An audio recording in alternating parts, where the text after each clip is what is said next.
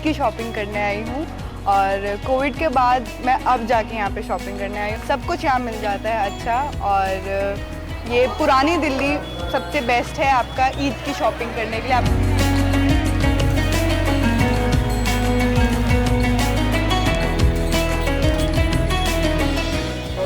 मैं और मेरी बहन आज 2 साल बाद यहाँ पे शॉपिंग करने आए हैं। 2 साल बाद यहाँ कोविड के बाद बहुत अच्छी मार्केट लग रही है, जिसमें से हमने काफ़ी ज्वेलरी और कपड़े की शॉपिंग करी है। ये बहुत अच्छी डेस्टिनेशन है पुरानी दिल्ली। अगर आपको इसकी शॉपिंग करनी है आप यहाँ आइए और यहाँ से शॉपिंग करिए। ज्वेलरी, सैंडल्स, क्लोथ्स, कुछ भी आपको लेना हो पुरानी दिल्ली में आपको सब कुछ मिलेगा।